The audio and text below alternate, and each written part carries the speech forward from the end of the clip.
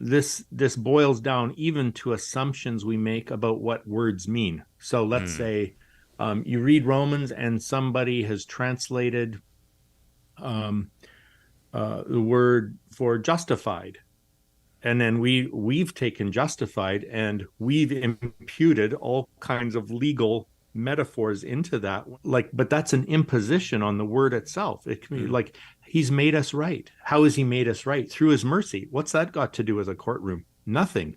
Well, he's declared us righteous. Oh, see, that's a verdict in a courtroom. No, it's not. It's a husband telling his wife she can come home, like in Hosea, Mm. like, Yeah. and the rest, so suddenly, or covenant, we turn it into a legal contract. No, it's not. It's a spousal relationship.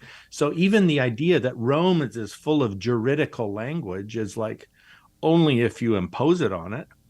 And I don't even have to change the words or translate it better. I can say you justify the margins to of a document. Mm-hmm. That's not a courtroom fact. It's about restoring balance, and so all of those kind of things. So I don't think that really connects so much with the relationship of Ephesians and Romans, but it would agree with Douglas Campbell. And then just to add, be careful what you impose.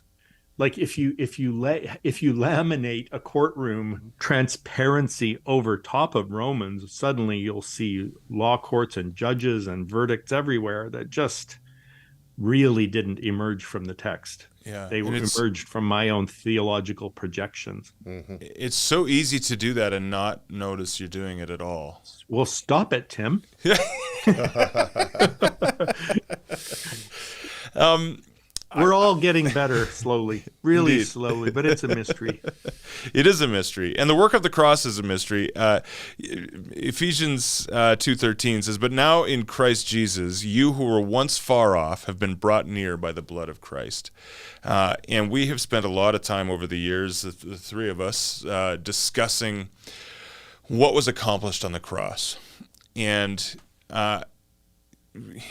Paul seems to be saying in Ephesians, it was by the blood of the Christ, by the blood of Christ on the cross, that we were brought near to God, and that to me doesn't sound anything like what has been translated as propitiation. If Christ's blood wasn't to appease an angry deity, what's Paul getting at here in terms of Christ's blood bringing reconciliation, helping us to bring us near to God? Well, I suppose we want to be fair to what he's thinking as best we can tell, and which is a mystery. How we can't mind read him, but the fact that he would use the language of draw near, which is altar language, priestly language, Mm-hmm. um, and that he would talk about Jesus giving his life as blood. I mean, then you can see that as a sacrifice. He's connecting it somehow with the sacrificial system.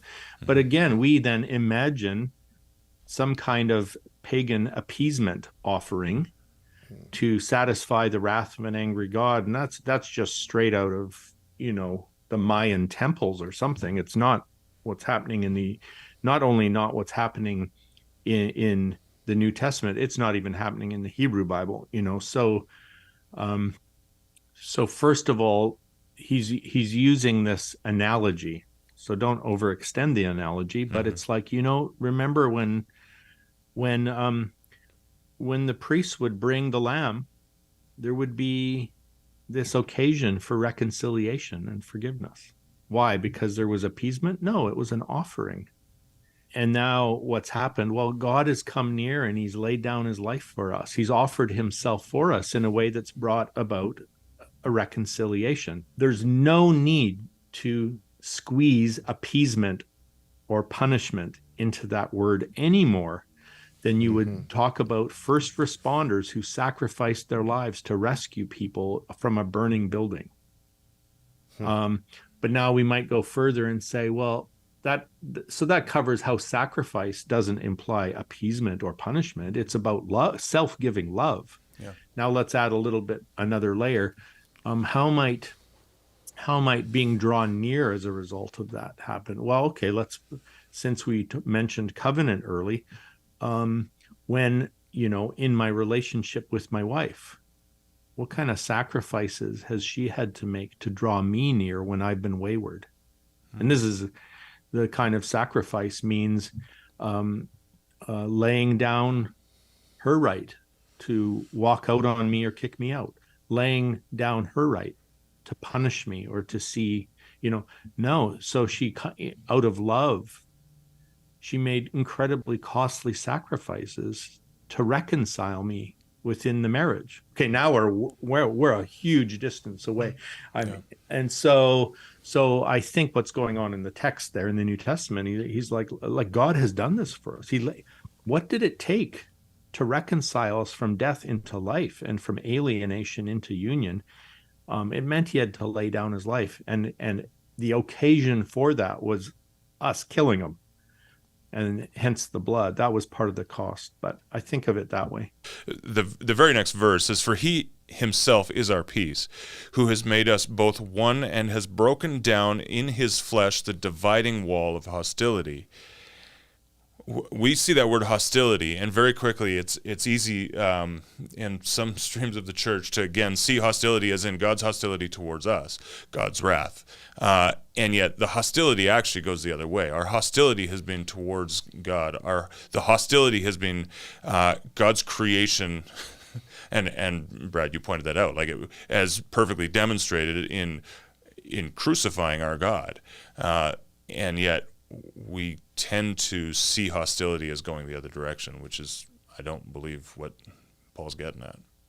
Yeah, when you see it as going like that God's hostile towards us, then you have to kind of come up with a transaction or a mechanism in this. And it's like, no, if we were hostile towards him, there's no mechanism or transaction. It's forgiveness. In Yeah, fact, like how many more times does he need to say it in the scriptures, right? Like, how did he save us? By forgiving us. Yeah, but what did he have to do in order to forgive us? Nothing. He's free to forgive us. But I guess, he had to endure the affliction that we imposed on him without retaliation and responded to our hostility with peace and kindness and mercy. Okay, if that doesn't still doesn't sound like a transaction to me, but I guess it's a real response that brought peace. It's like, yeah. I just simply will not punish you for this.